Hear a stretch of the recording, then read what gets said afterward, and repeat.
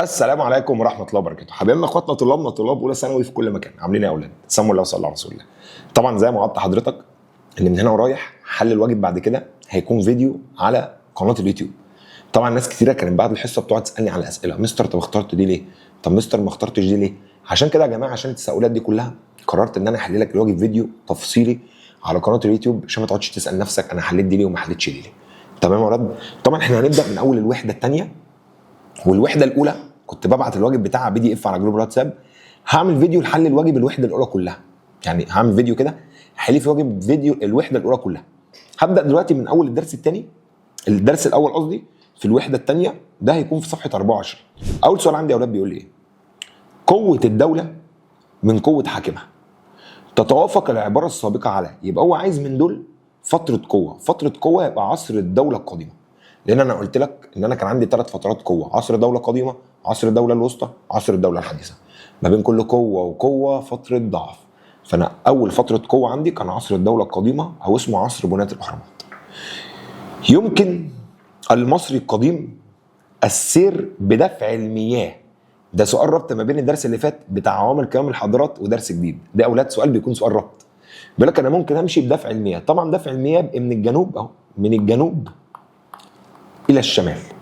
من الجنوب للشمال يبقى من طيبه اللي هي الاقصر لاسيتاوي اللي هي الشرقيه. تمام؟ فبيقول لك اهو من طيبه، من الاقصر لحد اسيتاوي، ده الاقصر في الجنوب واسيتاوي في الشمال. يبقى انا ممكن امشي بدفع المياه من طيبه الى اسيتاوي. ارتبطت ضعف الدوله في تاريخ مصر القديم. ضعف الدوله بيرتبط بايه؟ طبعا قلت لك دوله ضعيفه يبقى ضعف في نفوذ اسف، يبقى قلت لك ايه؟ فقد الملوك السيطره على البلاد، زياده نفوذ حكام الاقاليم. كنت بعد اغنيها لك اقول لك الدوله ضعيفه، فقد الملوك السيطره على البلاد، زياده نفوذ حكام الاقاليم. يبقى سطو حكام الاقاليم، كلمه سطو يعني زياده سلطه حكام الاقاليم. صناعه ورق البردي يدل على اتصاف الحضاره المصريه القديمه. ب معنى ان المصريين صنعوا ورق بردي. تمام؟ ده بيدل على ايه؟ هل ده ليه علاقه بالتدين؟ لا، ملوش علاقه بالتدين. تواصل؟ لا، ده احنا اللي عملناه، ما اتعلمناهوش من حد. الاصاله، الاصاله ان اللي عمله هم المصريين. قلت لك كلمه الاصاله ان انا اعتمد على نفسي بنفسي. سؤال رقم 5 بيقول لي قوه الدوله من قوه حاكمها. السؤال ده حلو قوي. بيقول لي في السؤال الجاي، بيقول لي قوه الدوله من قوه حاكمها. طبعا في طلبه لازم تتصل تسالك مستر الحصه النهارده في ميعادها ولا لا، مع ان انا منزل والسنتر منزل وكلنا منزلين، بس هو لازم ايه؟ لازم يتصل يسالك الحصه في ميعادها. اكيد الحصه في ميعادها. قوه الدوله من قوه حاكمها لا تتوافق العباره السابقه على ملوك الاسريه. عايز حد من دول كان ضعيف. طبعا الرابعه كانت قويه، ال11 كانت قويه، ال18 كانت قويه، ال13 هي اللي فتره ضعف. لان انا قلت لك من ال13 لل17 كان فتره ضعف، كان عصر اسمه عصر الانتقال الثاني. يمكن المصري القديم السير بدفع قوة الرياح. سؤال 6 يا اولاد، ده سؤال ربط من حصة قديمة وحصة جديدة. بيقول يمكن السير بقوة دفع الرياح. يبقى أنا عايز حاجة من الشمال للجنوب. أنا عايز حاجة من الشمال للجنوب. من الشمال للجنوب يبقى من سيتاوي إلى طيبة. سيتاوي في الشمال، طيبة اللي هي الأقصر في الجنوب. يتطابق الدرس المستفاد من غزو الهكسوس لمصر. طبعا الهكسوس جم احتلوا مصر. تمام؟ فبيقول لك يبقى ايه الدرس المستفاد من ذلك؟ طبعا الهكسوس جم احتلوا مصر في عصر اسمه عصر الانتقال الثاني، وده كان فتره ضعف. انا استفدت كل قوه ضعيفه ما لم تكن موحده. لو البلد مش متوحده اي حد هيجي يهزمنا، اي عدو هيجي يطمع فينا. طبعا الكلام ده زي ما انا ما كنت بقول لك ايه، ان كان في نزاع بين الملوك والامراء. فاكر عصر الانتقال الثاني قلت لك كان في صراع بين الملوك والامراء. فبقول لك كل دوله ضعيفه لو مش متوحده. بيقول لك التي يوجد بها اكبر عدد من الاسر. طيب العصر العتيق كان اسرتين، الدوله الوسطى كانت اسرتين، القديمه ثالثه رابعه خمسه سته يبقى 4 اسرات، الحديثه 18 19 20 يبقى 3 اسرات، يبقى اكتر واحده هي القديمه فيها 4 اسرات. قوه الدوله من قوه حاكمها تتوافق العباره السابقه على ملوك الاسره. عايز حد من دول كان قوي. 13 ضعيفه، 25 ضعيفه، 15 ضعيفه، ال 18 كانت فتره قوه عصر الدوله الحديثه او عصر المجد الحربي. القاسم المشترك بين الاسره السبعه والاسره ال 13 الاثنين فتره ضعف. طب طالما الاثنين فتره ضعف يبقى هقول ايه؟ 7 وال 13 الاثنين فتره ضعف، يبقى زياده نفوذ حكام الاقاليم. الاثنين زادت فيهم نفوذ حكام الاقاليم. طبعا مش انجازات حضاريه ولا زياده نفوذ الملك ولا ضعف نفوذ الحكام، لان في الاسره ال 13 اللي هو عصر الانتقال الثاني ما قلتش ضعف نفوذ الحكام، انا قلت لك ان كان في صراع بين الامراء والمماليك. تقسيم منيوتن الصمنوطي مصر الى 30 اسره دليلا دامغا على احدى الخصائص التي تتميز بها مصر. طبعا قسمنا ل 30 اسره حاكمه، يبقى ده بيدل على الاستمراريه، ان مصر فضلت ايام الفراعنه 30 اسره كانوا بيحكموا، حتى لو الهكسوس جم احتلونا رجعنا تاني اقوى من الاول، فده بيدل ان احنا حضاره مستمره. تتشابه اعمال الملك ابن محات الاول والملك مينا. ابن محات ومينا الاثنين بيتشابهوا في حاجه واحده، اتخاذ عاصمه جديده. طبعا ما وحدوش البلد لان ابن محات ده ما وحدش البلد، لكن كلاهما اخذ عاصمه جديده للبلاد. مينا اخذ عاصمه اسمها منف، ابن محات الاول اخذ عاصمه اسمها اسيتاوي. سعى الملك حور محب الى تحقيق الاستقرار المجتمعي في الدوله عن طريق وسائل تشريعيه. حور محب اصدر مجموعه من القوانين، طالما اصدر مجموعه من القوانين يبقى سلطه تشريعيه. عثرت بعثة مصرية بقيادة زاهي حواس على المعبد الجنائزي الخاص بالملك نعرت زوجة الملك تيتي، مش عارف ايه نعرت وتيتي ده، مما يدل على احدى الخصائص المصرية القديمة. طبعا يقول لك احنا لقينا المعبد الجنائزي، جنازة يبقى ده بيدل على التدين. معبد جنائزي هتعرفها في اخر درس في المنهج ان كان في معبد للتدين، معبد للعبادة ومعبد للجنازة. طبعا طالما كان عندهم جنازة يبقى كان شعب متدين. ضعف الدولة من ضعف ملوكها، تنطبق العبارة السابقة. طبعا بيقول ضعف الدولة من ضعف ملوكها، يبقى من الأسرة ال 13 لل 17 كان عصر الانتقال الثاني. القاسم المشترك بين عصر الانتقال الثاني والعصر المتأخر، الاثنين ضعف والاثنين اتعرضوا للاحتلال. في عصر الانتقال الثاني اللي جه احتلنا الهكسوس، في العصر المتأخر اللي جه احتلنا أولاد في العصر المتأخر كان الفرس والرومان واليونان، يبقى تعرض الاستعمار الخارجي. طيب شوف كده السؤال اللي بعديه. تتفق أعمال الملك منتحتب، طبعا من غير ما أفكر منتحتب وحد البلاد في عاصمة اسمها طيبة، يبقى بيشبه الملك نعرمر. شجع الهكسوس على غزو مصر واحتلالها. إيه اللي شجع الهكسوس إن هم يجوا يحتلوا مصر؟ طبعا الصراعات الداخلية، لأن إحنا كنا في فترة ضعف، وأنا محفظك وقايل لك أي فترة ضعف بتطمع فينا الأعداء. من خلال تحليلك للشكل التخطيطي، طبعا ده الاسرات كله عصر العتيق، الاسره الاولى والثانيه، الدوله القديمه، كل الاسرات يعني استنتج اطول فترات العصور التاريخيه. طبعا يا اولاد من غير ما افكر، اطول فترات العصور التاريخيه هو عصر الدوله القديمه. ليه عصر الدوله القديمه؟ لانه قعد 600 سنه. مش هتلاقي حاجه قعدت 600 سنه. يعني العصر العتيق قعد 400 سنه، الدوله القديمه 600 سنه، الانتقال الاول 135 سنه، عندك عصر الدولة الوسطى حوالي ما يقرب من 300 سنة، الانتقال الثاني 200 وشوية، الدولة الحديثة 500 وشوية بس ما جابش 600، العصر المتأخر قعد حوالي ما يقرب من 1098 ناقص 331، يبقى 7 6 7. لا يا ولاد، يبقى لو بيتكلم معايا اطول فترات العصور التاريخيه، معلش انا افتكرتها اطول فترات القوه، لا هو انا مش عايز اطول فترات القوه يا ولاد، هو انا عايز اطول فترات العصور التاريخيه من حيث المده وليست من فتره القوه او الضعف. يبقى العصر المتاخر لانه قعد 767 سنه.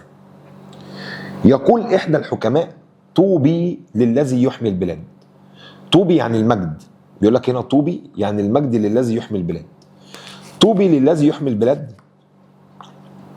ويوسع حدودها ويتغلب على البلاد الأجنبية بتاجه ويضم الأرض بذراعه ويطلق السهم دون أن يشد القوس. بيتكلم عن ملك كان واقف في معركة عمال يموت الناس بالأسهم، ماسك أسهم عمال يموت بيها الناس من غير ما يشد القوس. طبعا المعارك كلها كانت في عصر الدولة الحديثة، كان الملك تحتمس وكان الملك رمسيس. أعمال الملك منتحتب تتشابه مع مين؟ نعرمر، الاثنين وحدوا البلاد، نعرمر وحدها في منف لكن منتحتب وحدها في عاصمة اسمها طيبة.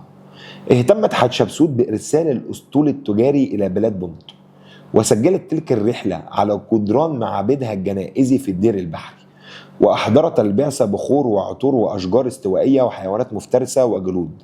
طبعا هنا بيقول لك إن الملكة بعتت أسطول تجاري جاب بضاعة، يبقى ده بيدل على التواصل الحضاري. الحقبة التاريخية التي توجد بها أكبر عدد من أسر الضعف، طبعا العصر المتأخر من الأسرة 21 للأسرة 30. سعى ملوك مصر الفرعونيه الى تحقيق مفهوم التنميه المستدامه من الموارد المائيه. سؤال 24 ده يا اولاد مش النهارده، ده بتاع الحصه الجايه. تمام؟ هتعرف ان اللي عملوا تنميه مستدامه في الموارد المائيه الناس اللي عملت سد، والسد اتعمل في عصر الدوله الوسطى. انت هتعرف المعلومه دي، ان السد لما اتعمل في عصر الدوله الوسطى. تمام؟ عدد الاسر القويه في مصر الفرعونيه. طيب الدوله الحديثه من ال 18 لل 20 فيها 3 اسر. الدوله الوسطى ال 11 وال 12 ادي كده اسرتين. الدوله القديمه فيها 4. يبقى كده عدد الاسر القويه كام؟ 9. 4 في القديمه، 2 في الوسطى، 3 في الحديثه. طب مستر العصر العتيق ده ايه؟ العصر العتيق يا اولاد مش متصنف قوه او مش متصنف ضعف، هو عصر بدايه تمهيد، فهو ولا قوه ولا ضعف، هو عصر بدايه الاسرات، هو ما صنفوش قوه او ضعف. انا عندي القوه عصر الدوله القديمه، عصر الدوله الوسطى، عصر الدوله الحديثه، ودول عددهم 9 اسر. ارتبطت مشروعات الري في عصر الدوله الوسطى. مشروعات ري، ناس عملت سدود، يبقى هندسه، سدود هندسه على طول. قلت لك ان اللي عمل مشروعات الري كان ابن محات الثالث وسناسرت الثالث. حدد المدينه المختلفه بين المدن الاتيه. طبعا اواريس، الثلاثه دول كانوا بتوع المصريين. اواريس دي اللي هكسوس اخذوها عاصمه ليهم. عرف عصر الدوله الوسطى بعصر الرخاء الاقتصادي. هذه الحقيقه تنطبق بصوره اكبر على اعمال مين؟ الرخاء الاقتصادي. يبقى طبعا ابن محات الثالث. ليه يا مستر؟ لان ده انشاء العديد من المباني، ده اللي انشا المباني. الحمد لله. يبقى الملك ابن محات الثالث.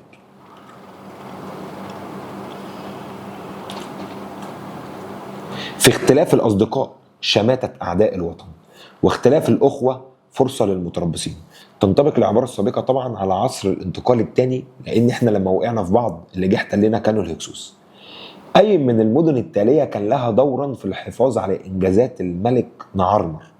انا عايز حد من دول وحد البلد.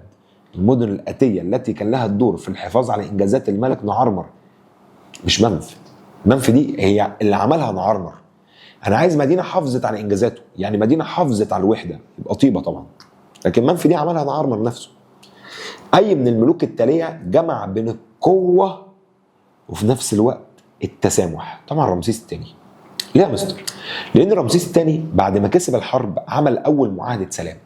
رمسيس الثاني بعد ما كسب الحرب عمل اول معاهده سلام.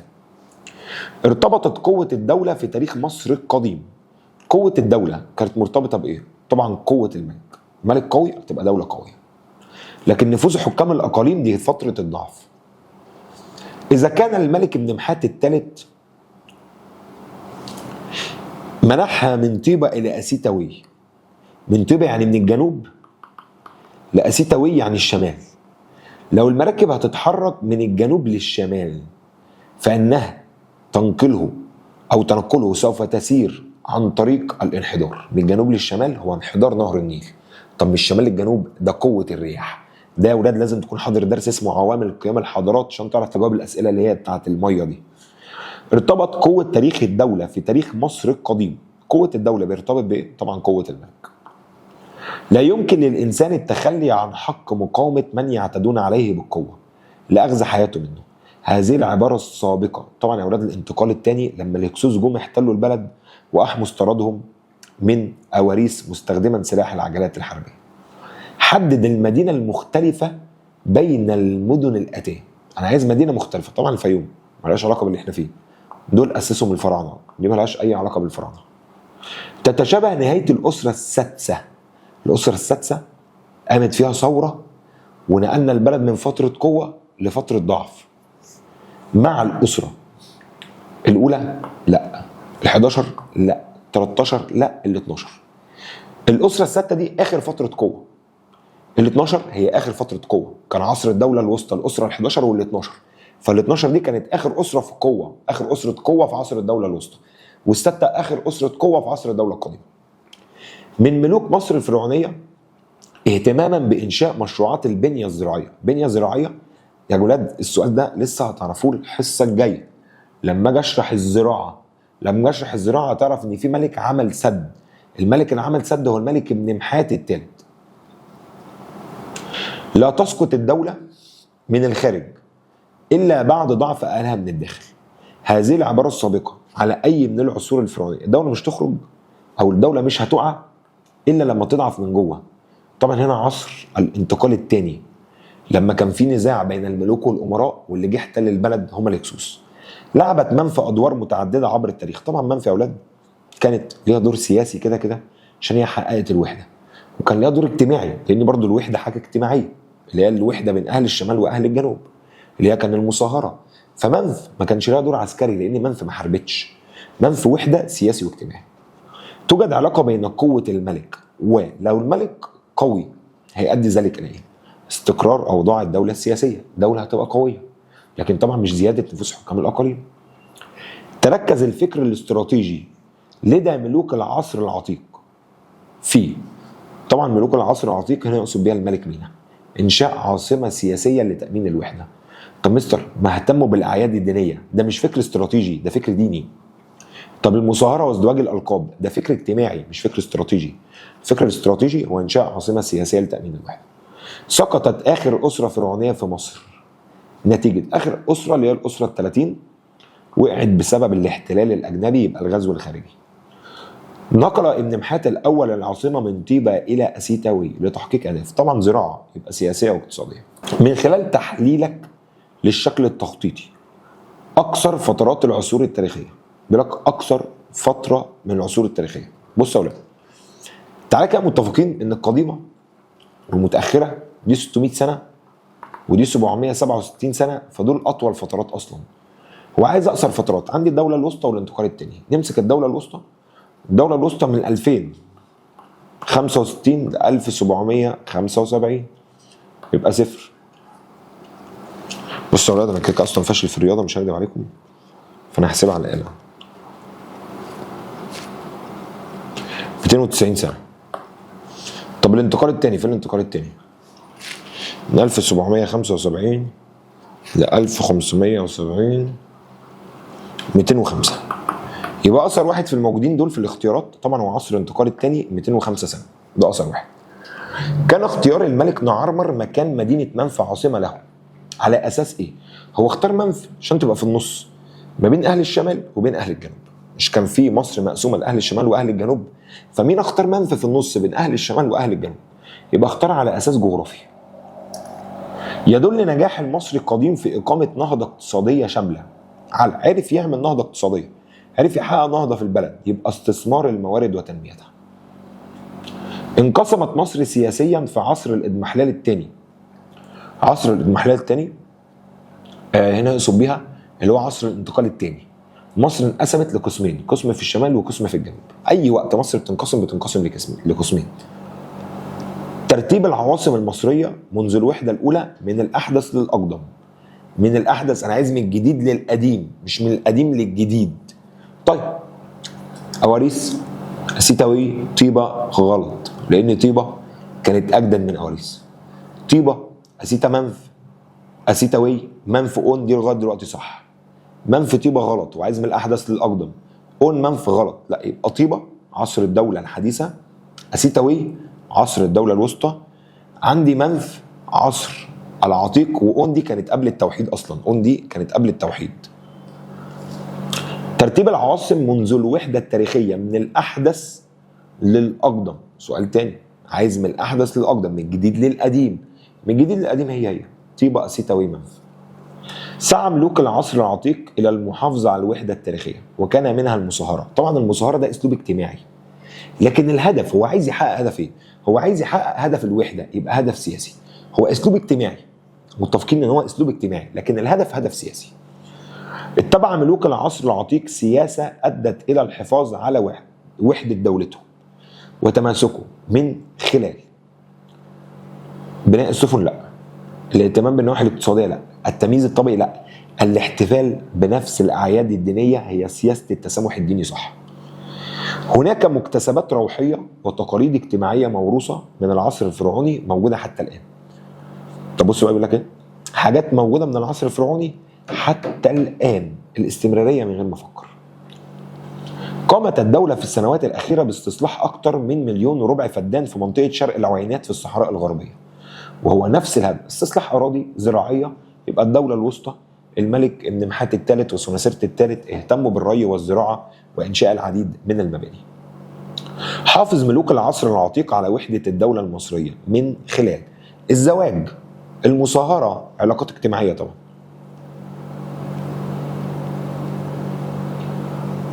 أكثر العصور التاريخية قوة عسكرية. قوة عسكرية يبقى عصر المجد الحربي اللي هو الدولة الحديثة.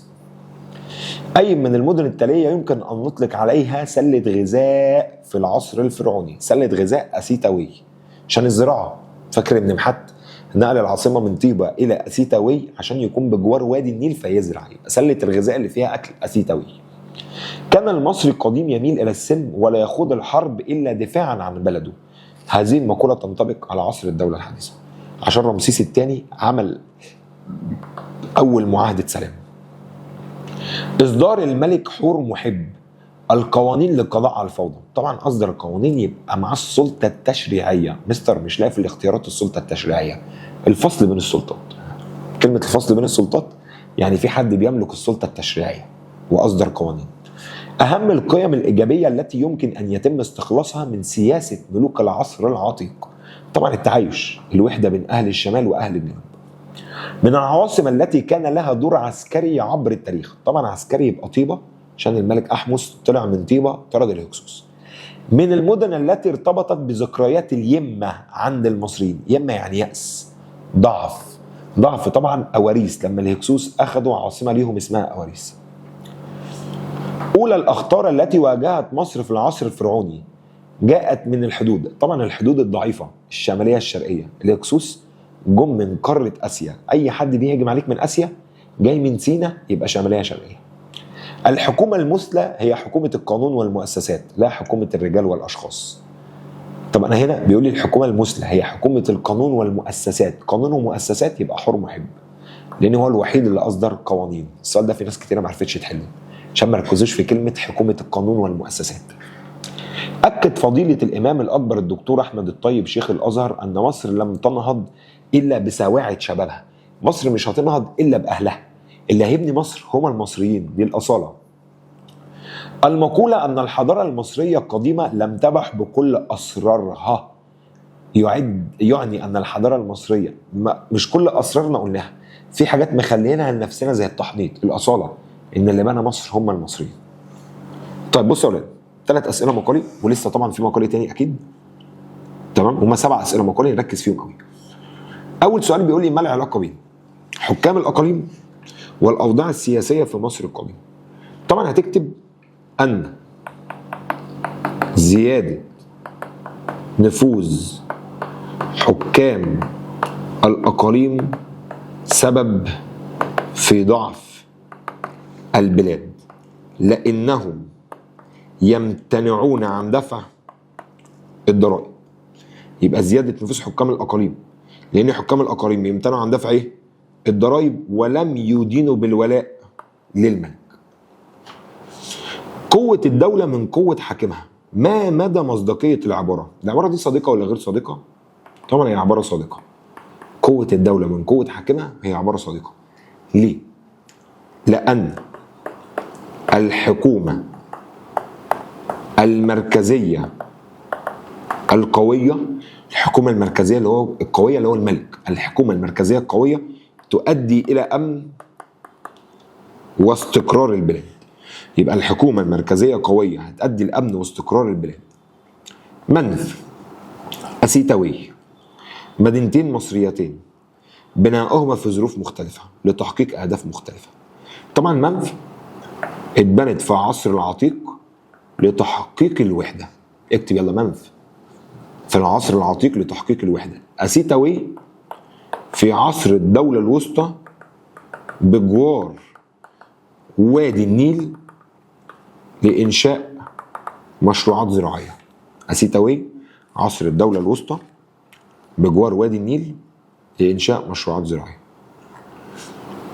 تؤكد آثار محافظة الجيزة كثرة وثراء موارد البلاد خلال العصور الفرعونية. دلل على صحة العبارة مع ضرب الأمثلة. محافظة الجيزة بتدل على كثرة وموارد البلاد. طبعا هتكتب بناء الأهرامات، في عصر الدولة القديمة. يبقى الإجابة بناء الإيه؟ الأهرامات. في عصر الدولة إيه؟ القديمة. يبقى الإجابة هي بناء الأهرامات في عصر الدولة القديمة بسبب كثرة الموارد والثروات. يبقى بناء الأهرامات في عصر الدولة القديمة بسبب كثرة الموارد والثروات. السؤال الخامس: ما تقييمك لمصداقية العبارة التالية؟ تتميز الحضارة المصرية بالأصالة والمعاصرة. طبعا هتكتب الأصالة لأن الذين أسسوا الحضارة المصرية هم المصريين فقط. سيبك من خطي، مش هتفهم منه كلمة، ما بعرفش اكتب اصلا على التابلت. طبعا انت بتشوف السبوره خطي بيبقى جميل، فن، بيبقى فيه فنجخ موجود، لكن هنا ما بعرفش اكتب. فتكتب لان الذين اسسوا الحضاره المصريه هم المصريين فقط. السؤال السادس بيقول لي: ما افسده الاخرين اصلحه اللاحقين. طبق العباره السابقه على احداث العصور الحديثه. حد بوظ حاجه فجه ملك بعديه صلحها. طبعا اصدار حور محب مجموعه من القوانين. يبقى الاجابه ان حور محب اصدر مجموعه من القوانين للقضاء على الفوضى. يبقى ان الملك حور محب اصدر مجموعه من القوانين للقضاء على الفوضى التي تسبب فيها اخناتون. يبقى حور محب اصدر قوانين عشان يقضي على الفوضى اللي تسبب فيها اخناتون. الدروس المستفاده من قيام الهكسوس باحتلال مصر في عصر الانتقال الثاني. الهكسوس جم احتلونا عشان احنا كنا في فتره ضعف. انت استفدت ايه؟ ان ضعف البلاد وكثره الصراعات والنزاعات تجعل البلد فريسة للأعداء. يبقى إن ضعف البلاد وكثرة الصراعات والنزاعات يجعل البلد فريسة للأعداء. ده كده يا أولاد كان حل أول درس في الوحدة الثانية. كانوا تقريبا عاملين 70 سؤال. تمام. غير إن إحنا لسه معانا ملزمة اسمها أسئلة الكتب الخارجية، دي هحلها لك برضو فيديو. يبقى أنت ملزمة الواجب بتحل لك فيديو، وملزمة أسئلة الكتب الخارجية برضو بتتحل فيديو. تمام كده يا أولاد؟ دي حاجة. الحاجه الثانيه، على ما تسمي لك او تصلي على رسول الله، عايز بس اقول لك على حاجه مهمه قوي قوي قوي. فكره حل الواجب فيديو هي فكره حلوه، كنت طبعا بعملها لطلبه ثالث ثانوي، ودلوقتي بقيت اعملها لطلبه اولى وثانيه عشان اللي عنده اي سؤال. بس اشوفكم على خير. وفي طبعا فيديو المراجعه، ما حدش ينسى فيديو المراجعه على اول درسين، الحضاره والتاريخ ومصادر دراسه الحضارات، فيديو مهم قوي لازم تتفرجوا عليه. بس اشوفكم على خير.